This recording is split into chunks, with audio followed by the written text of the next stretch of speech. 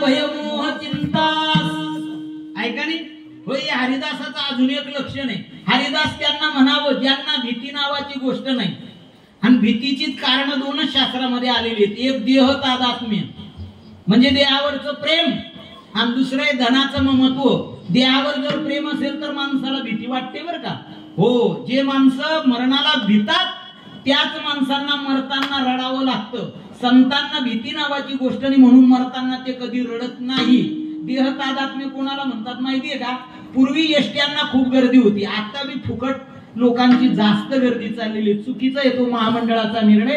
राज्य शासनाचे काही निर्णय अत्यंत चुकीचे आहेत. लोकांना आळशी बनवण्याचे सर्व राज्य शासन आणि केंद्र शासनाचे निर्णय सर्व लोकांनी अशा निर्णयांना विरोध केला पाहिजे. जाऊ दे, आता तो आपला विषय नाही. कसे आहेत त्याचं पूर्ण अर्थकारण सांगण्याचा प्रयत्न करीन.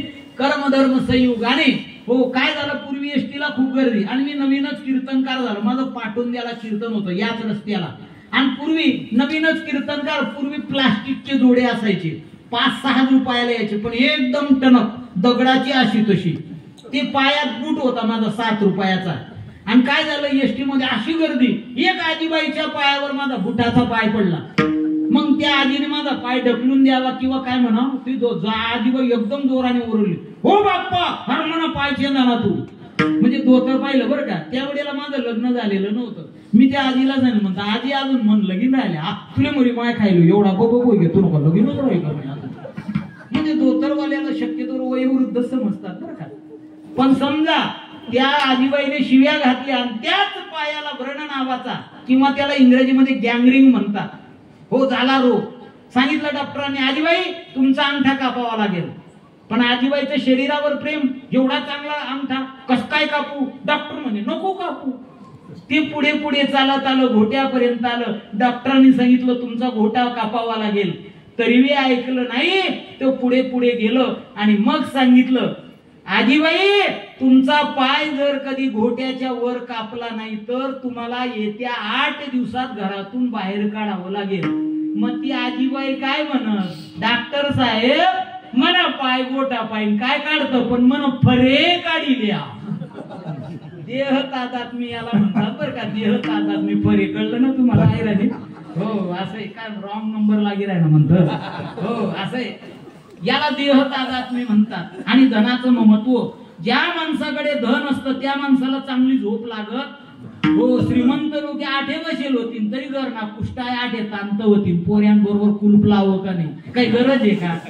ज्याचे होते त्याने नेले ते तुझे काय गेले. याचा अर्थ सुरक्षा करू नये, सुरक्षा जरूर करा पण या कामाला न्याय द्या आहे का नाही. हो माणसाकडे जर पैसा असेल तर माणसाला भीती असते. उदाहरणार्थ आता आम्ही कीर्तनकार मंडळी आहेत ना, आमच्याकडे सोनं गुंजभर नाही. आमची एसटी जर टळली तर आम्ही एसटी स्टँड, रेल्वे स्टेशन कुठेही झोपून राहतो. आणि झोपताना आमचा एक नियम आहे, ही तुळशी माळा आहे ना अशी वर काढून झोपतो. चोर चोरटा येतं लाकडेच ना म्हणे देखील येतं ताता पै जात त्याला माहिती याव करजदार उठणार याला चहा पाणी ना दाम देना पडले पडी त्यानं वाटणं चेटाळा यालता. म्हणजे माळकरीच ना नांदे चोर चोरटा लागतच नाही. पण समजा कडे जर सोन्या आणि चेनवाला जर जपेल होते कवय टरबुल करी फाटा की काही गॅरंटी आहे का, आहे का नाही माणसाचं.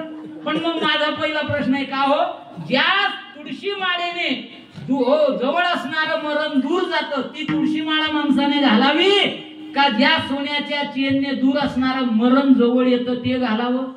लोके मरतील माळाने घालाव, सोनाने चेनाच घालतील.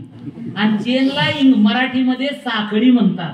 काय म्हणतात, साखळी. खरं सांगा शेतकरी दादावन साखळीवरी कोणले बांधणं पडत बरं.